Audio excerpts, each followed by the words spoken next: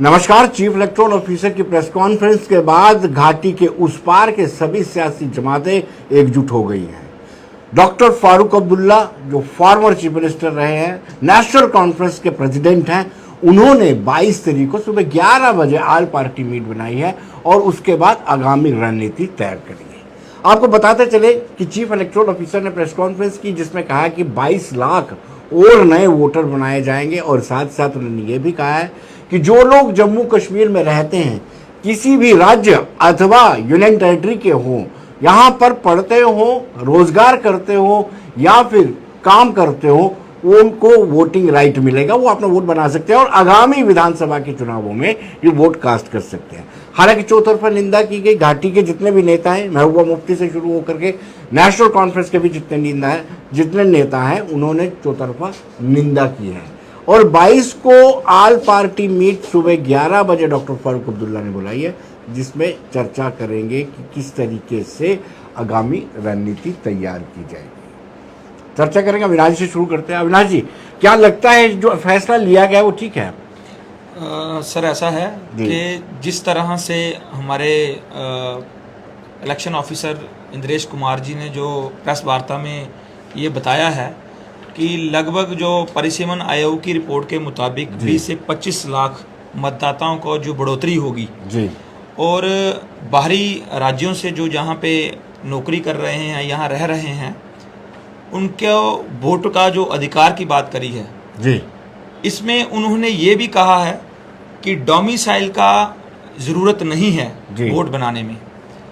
मैं आपके माध्यम से ये कहना चाहता हूँ कि जिस तरह से अगर सीमावर्ती क्षेत्र की बात करें, ग्रामीण क्षेत्र की बात करें, जम्मू खिते की बात करें, जम्मू कश्मीर की बात करें जी, बेरोजगारी स्तर आज जो है वो देश के तीसरे पायदान पे है। आज जम्मू कश्मीर की जो यूथ है, युवा है, कहीं ना कहीं वो बेरोजगारी के कारण नशे के दलदल में फंसाए जाने वाले एंटी नेशनल तत्वों के शिकार हो चुके हैं। लिहाजा सरकार को इस तरह के जो आदेश निकालने, इस तरह की जो डायरेक्शंस ऑफिसर को देनी, उससे बेटर ये है कि जो वादे इन्होंने चुनाव में करे थे, जो वादे जब इन्होंने डोमिसाइल बनाया था, तो ये अंदेशा लगाया जा रहा था कि कहीं ना कहीं कुछ चेंज आ रही है हमारे जम्मू कश्मीर में, तो लोगों ने इसके अगेंस्ट जो विरोध भी करा था, तो तब इन्होंने कहा था कि आपकी ज़मीनें भी सुरक्षित रहेंगी, आपकी नौकरियां भी सुरक्षित रहेगी, जम्मू कश्मीर के संसाधन जो सुरक्षित रहेंगे।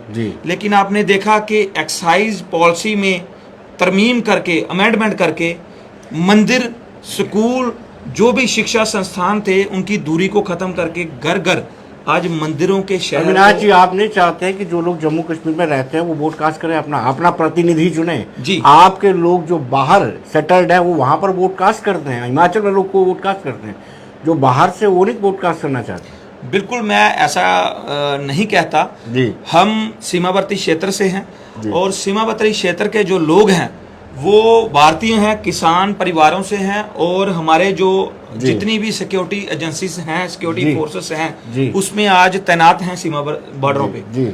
हम कभी देश के अगेंस्ट नहीं हुए। आज तक जम्मू के युवा, चाहे वो बेरोजगार रहे, चाहे वो। चलिए बलदेव जी, आपके पास दोबारा लौट रहे हैं। बलदेव जी, महबूबा मुफ्ती ने यह कहा कि लोकतंत्र के ताबूत पे ये आखिरी कील भारतीय जनता पार्टी ने ठोक दिया है, जो ये कहा है कि बाहरी लोग जो यहाँ पर रह रहे हैं, जो लोग पढ़ रहे हैं, तिजारत कर रहे हैं जिसको हम बिजनेस कहते हैं, या फिर नौकरी कर रहे हैं, उनको वोटिंग राइट है।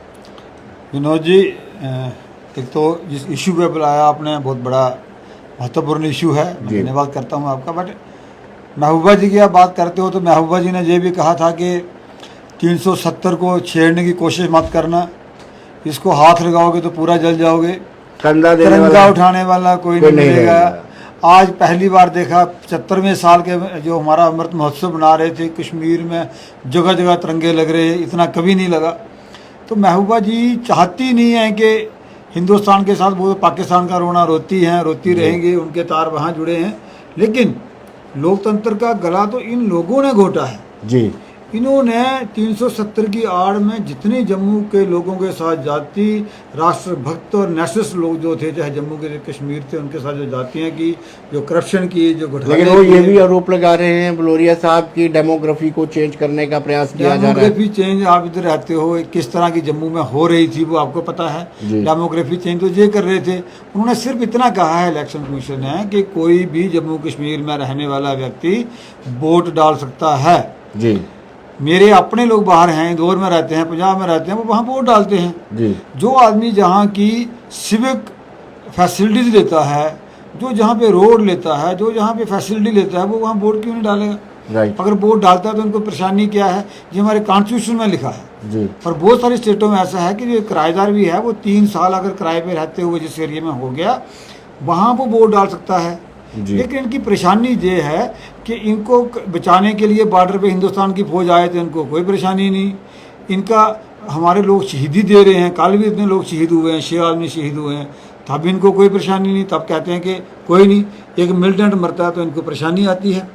इनका जहाँ के बच्चे देखो, कश्मीर के लोग बाहर जाके एजुकेशन ले रहे हैं, नौकरियां ले रहे हैं, पढ़ रहे हैं, वहाँ सब कुछ चाहिए इनको। लेकिन वहाँ बाहर का कोई लोग आता है तो वो इनको नहीं चाहिए। मुफ्ती की बहन रूबिया सैयद भी तो बाहर है, वहाँ के लोग हैं। मैं अभी 2 दिन पहले पूना से आया, उन्होंने मुझे वहाँ कश्मीर के कुछ लोग मिले। लेकिन इसकी जरूरत क्या पड़ी? आपको लगता है कि आपका खेल और गणित बिगड़ रहा है सियासी? नहीं, अब सियासी कहाँ से ले आए? जहाँ से जी। लोगों को वोटिंग राइट दे रहे हैं हम। जी, जो लोग हमारे से फैसिलिटी ले रहा है, रोड ले रहा है, गली ले रहा है, जो बिजली दे रहे हैं, पानी दे रहे हैं, तो उसको वोटिंग राइट क्यों नहीं? जी, वो दे रहे हैं। ऐसे थोड़ी उन्होंने बीच में कहा है जो हिंदुस्तानी होगा वही वो कास्ट करेगा। रोहिंग्या वगैरह नहीं वोट कास्ट कर सकते, दूसरे लोग नहीं कर सकते। वो डिटेंशन सेंटर में भी जा रहे हैं, उनकी बात भी कर रहे हैं। तो मुझे समझ नहीं आती है किस किस्म का विरोध है, जो लोगों को गुमराह करने का विरोध है। कश्मीर के लोग इन नेताओं को, जो गुपकार वाले नेता हैं, उनको समझ चुके हैं। विनोद जी, जो डीडीसी की इलेक्शन हुई, डीडीसी इलेक्शन में आपने देखा कि इनके इंगेस्ट वोट पड़े हैं। इन्होंने 370 तोड़ने के बाद कश्मीर के लोगों ने इनके इंगेस्ट वोट दिए हैं कि इनको गुमराह किया है। कश्मीर में लोग अमन चाहते हैं, शांति चाहते हैं, टूरिज्म चाहते हैं। चंद लोग यहाँ पे हैं, इनके बगावे में आने वाले नहीं हैं।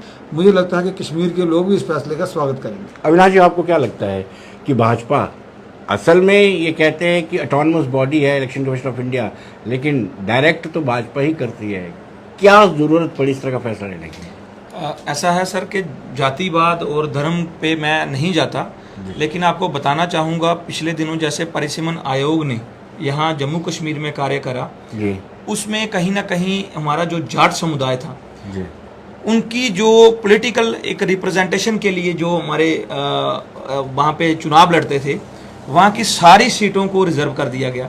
कहीं ना कहीं उनको दबाने का प्रयास करा के हमारे एमपी साहब जो जुगल किशोर शर्मा जी हैं, उन्होंने 2018 में पार्लियामेंट में, संसद में ये आवाज़ उठाई थी कि जो हमारे सीमावर्ती क्षेत्र हैं, खासतौर पे अंतर्राष्ट्रीय सीमा जो है, उस पे बॉर्डर पे हमारे किसानों की जमीन पे तारबंदी हुई है। उस तार 22 साल का जो तारबंदी हुई है, उस तार को 0 लाइन पे ले जाया जाए और उसका मुआवजा किसानों को दिया जाए। लेकिन हुआ क्या कि एमपी साहब की बात को मानने की बजाय वो तार और जमीनों को जो है वो गवर्नमेंट ले रही है, और आज तक वो किसानों को मुआवजा नहीं दे पाई, खेती बाड़ी नहीं कर पाए। जब मैं अपनी ऑर्गेनाइजेशन की तरफ से, केंद्र मंत्री आए थे हमारे डॉक्टर वीरेंद्र कुमार जी, जब मेरा सवाल ये था कि क्या भाजपा ने अगर ये फैसला लिया या चीफ इलेक्टोरल ऑफिसर ने ये घोषणा की है तो उसके पीछे मंशा क्या हो सकती है? देखिए, जिस तरह से आए दिन इनके नई अमेंडमेंट्स आ रही हैं जम्मू कश्मीर को लेके, जम्मू प्रोविंस की अगर खास तौर पे बात करूं, भाजपा को अगर वोट मिले हैं वो जम्मू प्रोविंस से मिले हैं, कश्मीर से नहीं मिले। और जम्मू की 25 MLA 2 जो MP हैं वो जम्मू की जनता ने दी है आपको, और उसके बदले में जम्मू को मिला क्या? बेरोजगारी, नशाखोरी। आज टोल प्लाजा सरोवर में था, नितिन गडकरी जी ने ये संसद में कहा कि 60 किलोमीटर टोल प्लाजा का जो दायरा है वो टोल प्लाजा हटाया जाएगा, वो अवैध है। आज 6 महीने आने को हैं, भी मैं एक पूर्व मंत्री का स्टेटमेंट का लिहाजा जहां पे दूं, पूर्व मंत्री की स्टेटमेंट पे ये कहती है कि 20 लाख रुपया पर डे की कलेक्शन है सरोर टोल प्लाजा में। आप अंदाजा लगाइए 2014 से टोल प्लाजा लगा है, कितने करोड़ों रुपए हमारे जम्मू प्रोविंस के लोगों से लिए गए। आज लखनपुर से चलिए सतवारी तक मैं आपको ले जाता हूं, सड़क की हालत बताता हूं, बाहर भी टोल प्लाजे लगे हैं बाहर के जो राज्यों में। तो कहीं ना कहीं ये वोट बैंक का एक नजरिया देकर भाजपा को लगता है कि जम्मू कश्मीर में अब वो उनका सियासी निजाम नहीं रहा, लोगों में भरोसा नहीं उनको रहा। लगता है कि डर भय मतलब हार का डर है, इस कारण ऐसा फैसला। बिल्कुल, मुझे क्या यही- क्या कहेंगे? मैं अपने मित्र अविनाश जी को कहता हूं कि पता नहीं ये कहाँ किस बात में जा रहे हैं कि बेरोजगारी पहले क्या थी, कल भी आंकड़ा आया, जी नशा पहले नहीं था। जी ये चीज़ें कम हो रही हैं, इसके लिए काम हो रहा है। आप मुद्दे से हट रहे हैं, आपको रिंग रोड बन रहा है वो नहीं दिखता, IIT बन रहा है वो नहीं दिखता, एम्स इतना बड़ा बन रहा है वो नहीं दिखता, इतने अच्छे रोड्स बन रहे हैं वो नहीं दिखते। इनको क्या दिखता है? टोल दिखता है जी। इनको दिखता है कि नशाखोरी दिखती है। वो तो चीज़ें आप लोगों की जो पीछे सरकार थी, जो गुप्कार ज्ञान की बात करते हैं, इन्हीं लोगों की जो पाली हुई चीज़ें हैं उनको तो ठीक कर रहे हैं हम, और क्या करना है। लेकिन मुद्दे की बात ये थी जो उन्होंने पूछा कि क्या यहाँ पे कोई वोट बैंक का है? ऐसा नहीं है। मैं कहता हूँ लोग जम्मू के ही नहीं पूरे देश के लोग भाजपा की नीतियों के साथ हैं। आने वाले चुनाव में लोग भाजपा को पूरा समर्थन देंगे, जैसे पूरे बलदेव जी, ये शौकत जैन जी हमारे साथ जुड़ चुका है, पीपल्स डेमोक्रेटिक पार्टी के सीनियर लीडर हैं। शौकत साहब, आप मुझे सुन पा रहे हैं? जी जी बिल्कुल सर। शौकत साहब, बताइए, जो फैसला चीफ इलेक्टोरल ऑफिसर की घोषणा है, इसको आप किस तरीके से देखते हो? और 22 को ऑल पार्टी मीट जो है डॉक्टर फारूक अब्दुल्ला ने बनाई है कि नेक्स्ट कोर्स ऑफ एक्शन क्या रहेगा, इस पर बातचीत करने के लिए। सर एक्चुअली मैं आपका सवाल पूरा समझा नहीं, अगर आप दोबारा रहमत करेंगे। मैं शौकत साहब, मैं ये कह रहा हूं कि चीफ इलेक्टोरल ऑफिसर ने कल स्टेटमेंट दी थी कि जम्मू कश्मीर में रहने वाला कोई भी व्यक्ति किसी भी स्टेट या यूनियन टेरिटरी से ताल्लुक़ रखता हो, यहाँ पर पढ़ रहा हो, यहाँ पर तिजारत कर रहा हो, यहाँ पर नौकरी कर रहा हो, वो अपना वोट कास्ट कर सकता है नेक्स्ट असेंबली, जो आने वाले असेंबली चुनाव है। तो अब डॉक्टर PDP ने भी इसका विरोध किया है, नेशनल कॉन्फ्रेंस ने भी इसका विरोध किया है, तो आप क्या कहेंगे? सर ये तो देखो, हमारी पार्टी का स्टैंड तो क्लियर है। हमारी पार्टी महबूबा मुफ्ती साहिबा ने जो क्लियर बताया, हम तो उसी पर है। और एक्चुअली ऐसे भी है, ये तो आज तो हमने किया, कल तो जम्मू वाला भी करेगा। और यकीन रखिएगा सर कि जम्मू का हर हिंदू भाई हमारा इसके खिलाफ प्रोटेस्ट करेगा। ये इलीगल इलीगल स्टेप है। मुझे ये बताए, यहाँ पर इन्होंने 25 लाख तादाद दी है वोटर्स की, चाहे अभी ये क्रम्स ऑफ इंफॉर्मेशन है। तो फिर ऐसा कीजिए ना, दिल्ली में हम भी यहाँ से जाएंगे, वहाँ किराए पे रहेंगे, 30-40 लाख लोग जम्मू कश्मीर के वहाँ वोट कास्ट करेंगे। जी, ये तो है ना सर, ये जो है ये सियासी इताब की मुहिम चल रही है। This movement is only going. इसके पीछे इंटेंशन क्या है शौकत साहब? इसके पीछे इंटेंशन क्या है, क्या लगता है आपको? सर इसका इंटेंशन ये है कि बीजेपी की बुखलाहट है, frustration and nothing else. They have surrendered before the people of Jammu and Kashmir and they can't win the hearts of we people. Shaukat साहब, आप बने रहिए, ये सवाल हम बीजेपी वालों से पूछते हैं। हमारे साथ बलदेव बलोरिया जी मौजूद है। ये आपकी बौखलाहट है, ये शौकत साहब का कहना है। शौकत साहब, बुखलाहट तो आप लोगों की दिख रही है सामने। जो जम्मू से बाहर लोग गए हैं वो भी जाके बाहर वोट कास्ट करते हैं। आप पूछिए, आपके लोग भी बाहर होंगे, उनको वोटिंग राइट वहाँ पे है, वही वोटिंग राइट हम दे रहे हैं। और बुखलाहट की जहाँ तक बात है कि भारतीय जनता पार्टी तो लगातार लोगों के लिए काम कर रही है। बुखलाहट तो आपको है, इसलिए हर उस स्टेप का विरोध किया जाता है जो जम्मू कश्मीर को हिंदुस्तान के साथ ले जाता है। उसकी समझ नहीं आती क्यों बुखलाहट। शौकत साहब आप बताइए जी। इसमें एक बात बताऊंगा मैं, ये कह रहे हैं कि आज तक इनको याद क्यों नहीं था? जब इन्होंने ग्राउंड लेवल पे लोगों की रियलिटी देखी, जब इन्होंने ग्राउंड लेवल पर लोगों की हकीकत देखी और इन्होंने अपना कर्म देखा जो इन्होंने किया था आज तक, जो इन्होंने जस्ट लास्ट पर मुझे लगता है नाउ 6 years हैज गॉन। तो जम्मू कश्मीर के लोग तो चाहते हैं why they are deferring election day by day. उन्होंने तो अनाउंसमेंट भी किया था, ये इलेक्शन कराए ना, इसके बजाय कराएं जरा। ये जम्मू से कितनी सीटें रहेंगे? इट इज ओनली सर, ये जो है ना, ये फ्रस्ट्रेशन और फ्रस्ट्रेशन के अलावा कुछ नहीं है। इसको दूसरी मैंने पहले भी कहा था, it is a witch hunt movement, a movement which is being led to oppress the people and we are being oppressed by them just last for 6 years। Shaukat sahab, अब क्या नेक्स्ट कोर्स ऑफ एक्शन आपका क्या रहेगा? 22 को meeting है, important meeting है, all party meet है। Sir actually वो हमारे बड़े लीडर है, शायद उनका क्या होगा अभी तक मुझे उसके बारे में I can't comment anything about them, लेकिन उनका डिसीजन जो होगा वो जम्मू कश्मीर के लोगों का जो है फाइनल डिसीजन होगा जी। ये इसमें से बीजेपी का अपना एक बैटल ऑफ आइडियाज हम आज तक कहते थे, बैटल ऑफ आइडियाज भी नहीं रही politics sir. Anarchy is taking place in place of democracy. There is no democracy in India now. जी शौकत साहब, बहुत बहुत शुक्रिया आपका, धन्यवाद। बहुत बड़ा संगीन आरोप लगाया है। शौकत साहब ने कहा कि डेमोक्रेसी ही नहीं है भारत में, लोकतंत्र नाम के। इनको लोकतंत्र तब दिखता था जब हीलिंग टच लोगों को देते थे। इनको लोकतंत्र तब दिखता था जब बड़े बड़े पत्थरबाज यहाँ पे काम करते थे। इनको लोकतंत्र तब दिखता था जब बड़े बड़े मत्स्यकार होते थे, उड़ी कांड होता था, पुलवामा कांड होता था, इस तरह के कांड होते। पूरे लोगों की पूरी बारात जाती है, उसको गोली कांड से मार देता था, हिंदुओं को निकाल के वहाँ से मार दिया जाता था। तो तब इनको लोकतंत्र दिखता था। आज सारी चीज़ें बंद हैं, पत्थरबाज गायब हैं, दूसरी चीज़ें गायब हैं, तब लोकतंत्र कहाँ मिलेगा इनको? इनकी दुकान तो उसके ऊपर चलती थी। तो मैं कह रहा हूँ कि इनका तो लोकतंत्र पे विश्वास ही नहीं है। लोगों को भड़काना, पाकिस्तान के गुण गाना, इनका उसी के साथ हैं। जब भाजपा ने 370 हटाया था तो सबसे पहले हमारे ग्रामीण क्षेत्र के सीमावर्ती लोगों ने लड्डू बांटे थे। हम केंद्र सरकार के साथ खड़े हुए थे। आज जब हमारे प्रधानमंत्री जी ने आह्वान किया कि आप 15 अगस्त पे हर घर तिरंगा जो लहराया जाए, हर एक भारतीय ने, हमने भारत की सरकार के साथ रहे, सब ने लहराया। लेकिन फ्लैग कोड को चेंज करके खादी की जगह पॉलिस्टार को लाया गया। उसका कारण क्या है? ये मेरे बड़े भाई हैं, ये जवाब दे दें इस बात का। दूसरा, आज जो बेरोजगारी है, बेरोजगारी पे मुद्दे पे बात नहीं करते। ये सरकार का दायित्व बनता है कि जो अस्थायी कर्मचारी हैं, चाहे वो पीडीडी डिपार्टमेंट से हैं, पीएचई से हैं, आज सड़कों पर हैं, अगर ये कहते हैं पुरानी सरकारों ने इनके गलत ऑर्डर करे हैं, क्या वो पाकिस्तानी है तो वो भारतीय हैं, जम्मू कश्मीर के वासी हैं। भाजपा क्यों उन लोगों पे बात नहीं करती? आज लाठियां बरसाई जा रही हैं, स्टूडेंट रोड पे हैं। किस तरीके से ये सरकार चल रही है? सरकार का दायित्व है। अविनाश जी इस वक्त फोन लाइन पर हमारे साथ सीधे जुड़ चुके हैं जावेद राणा साहब। जावेद साहब आदाब, आप सुन पा रहे हैं? जी कैसे हैं? बढ़िया से आप हमें जावेद साहब सुनाइए, जो चीफ इलेक्टोरल ऑफिसर ने कल घोषणा की है उसको लेकर के आप क्या कहेंगे? आपने हमें करने के लिए छोड़ा, कहा कि हम करेंगे।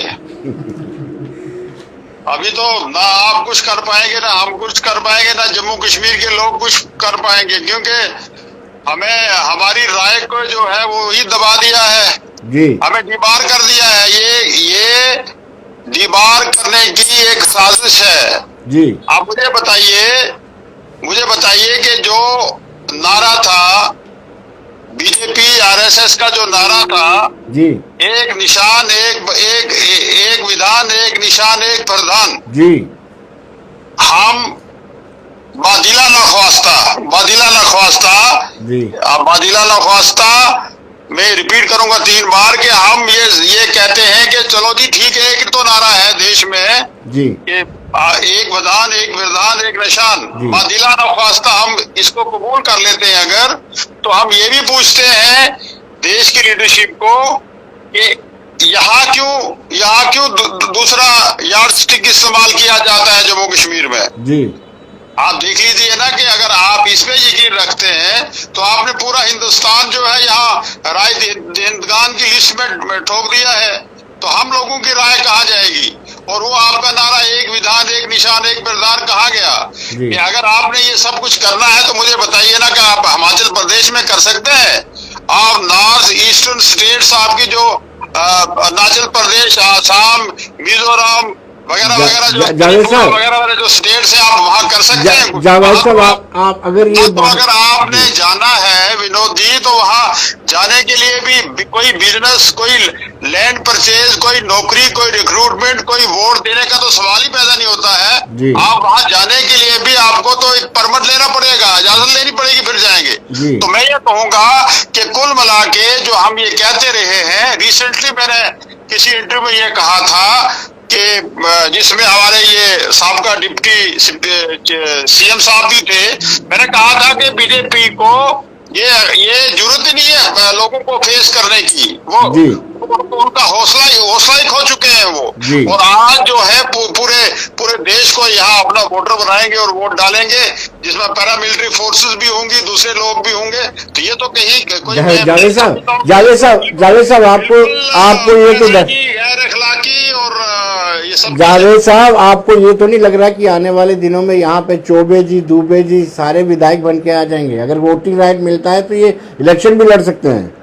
कौन जी? जो बाहर से आएंगे। देखिए, मेरा ये कहने का मकसद ये है कि अगर आप हमारे नुमाइंदे बन सकते हैं ना, मैं आपका नुमाइंदा बन सकता हूँ। इस एरिया के रहने वाले हम लोग के एक समाज है हमारा जी, एक सोसाइटी है जी, एक दूसरे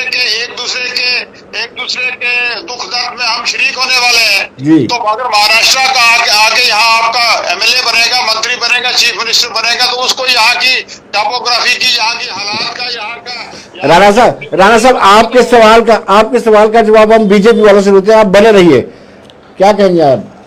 राणा साहब को मैं कहना चाहता हूं कि मैं यही कहता हूं बार बार कि हम जहां जाके बाहर नौकरी कर सकते हैं, बिजनेस कर सकते हैं, बाहर जाके इलेक्शन भी लड़ सकते हैं। हमारे बहुत से सारे लोग जम्मू के बाहर हैं, बाहर से लड़े थे, मुफ्ती साहब लड़े थे, आपके ही नेता और बड़े लोग लड़े हैं। वहाँ सब कुछ हो सकता है, लेकिन जहाँ कोई बिजनेस कर रहा है, रह रहा है बाहर का व्यक्ति, तो आप उसको एक्सेप्ट नहीं करते, वो कुछ नहीं कर सकता। ये आपकी बात समझ नहीं आती कि कोई भी आए हम सब कुछ ले लें, सब कुछ कर लें, लेकिन कोई जहाँ पे नहीं आए। यही जो आपकी पॉलिसी है, इसी का इलाज था कि हम एक विधान एक निशान की बात करते हैं। जब कमला हैरिस जहाँ से जाके अमेरिका की उपराष्ट्रपति बन सकती है, तो हमारे जम्मू में पठानकोट का आदमी जहाँ क्यों नहीं बन सकता? इस सोच को थोड़ी बड़ी करो, इस 370 के दायरे से बाहर निकलो। राणा साहब, बीजेपी वाले बोल रहे हैं सोच को बड़ी करो, थोड़ा सा सोच को बड़ी करो, महदूद मत रखो। यही सोच देखिए, हमने एक डेमोक्रेटिक मुल्क के साथ इलाहा किया था, जो उस वक्त महाराजा साहब ने जो इलाहा किया देश के साथ ऑन सम सर्टेन कंडीशंस, और उस वक्त की हमारी लीडरशिप ने, शेर कश्मीर शेख मोहम्मद अब्दुल्ला ने उसको कन्फर्म किया। आज तक ही वो बड़ी सोच लेके हम चल रहे हैं। अगर आप बड़े सोच के मालिक हैं तो इतनी छोटी सोच का क्यों आगे? राणा साहब, अगर आपने सोच, क्या बीजेपी राणा साहब अगर आपने लीडरशिप की कमी है, बीजेपी के साथ कोई कैसा रुझान हो गया है कि उनको यहाँ गांधीनगर में, जम्मू में, सांबा में, कठुआ में या किसी जगह पे कोई यहाँ अपना कोई नुमाइंदा नहीं चुन सकते कि वो बिहार से और हिमाचल प्रदेश से, दिल्ली से, महाराष्ट्र से लाएंगे और चुनेंगे? राणा साहब, आप अपनी सोच बड़ी करते तो वेस्ट पाकिस्तानी रिफ्यूजियों को वोटिंग राइट देते। आप अपनी सोच को बड़ा करते तो वाल्मीकि समाज को मताधिकार होता। आप अपनी सोच को बड़ा करते तो गोरखा बरादरी भी अपना प्रतिनिधि चुन सकती थी। आपने अपनी सोच को बड़ा सिकुड़ कर रख दिया। देखिए, बात ये है कि ये मैं थोड़ा सा आपको पीछे ले जाऊंगा।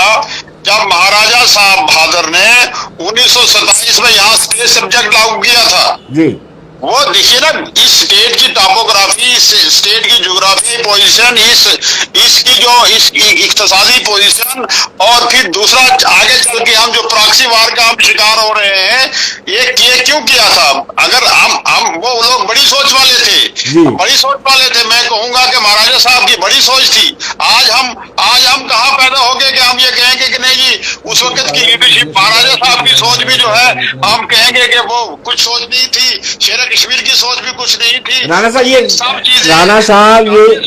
डबल स्टैंडर्ड नहीं, दोहरा मापदंड नहीं चलेगा।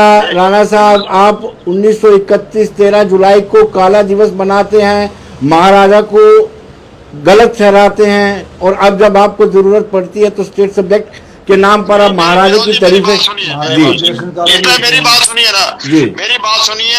मैं एक डेमोक्रेटिक पार्टी तंजीम से हूँ। यहाँ जो कोई अगर गलत कहीं करता है तो उसको गलत कहा जाता है, वो ये राइट है, कोई आदमी कह सकता है।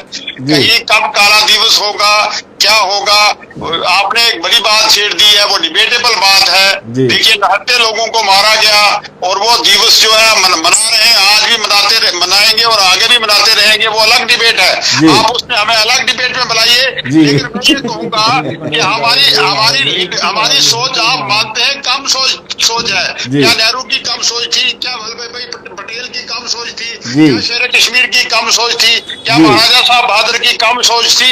तो मैं कहूंगा कि ये बड़ी सोच नहीं है कि आप दिल्ली, महाराष्ट्र और यूपी, राजस्थान से यहाँ आदमी लाके और सिक्योरिटी फोर्सेस को यहाँ इस्तेमाल करके आप में कॉन्फिडेंस नहीं है, आप लोगों को फेस नहीं कर पाते हैं यहाँ के लोगों को, और आप वहां से लाएंगे और वोटिंग भी डाल के लाएंगे और अपना नुमाइंदा चुन के जाएंगे, इसको कोई नहीं मानेगा। चलिए राणा साहब, बहुत बहुत शुक्रिया आपका।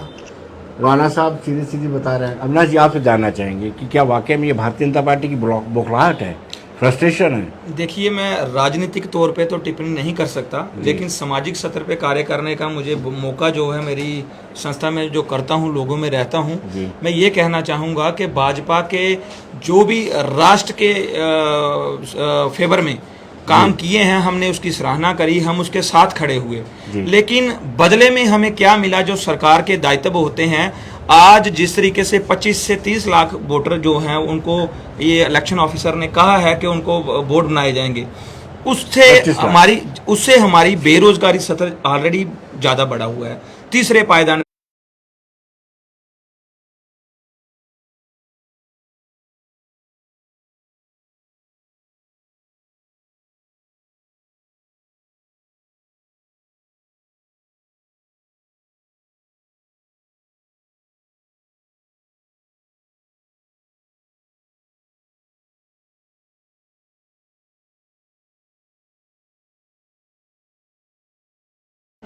कि देश के प्रति वफादारी, राष्ट्र की भावना लेके जो राष्ट्र के लिए फैसले भारतीय जनता पार्टी नरेंद्र भाई मोदी जी के नेतृत्व में हो रहे हैं, अपोजिशन की बुखलाहट है, लोग इनको कोई मुंह नहीं लगा रहा, लोग मोदी जी के साथ हैं, बीजेपी के साथ है, बुरी तरह बुखलाहट है।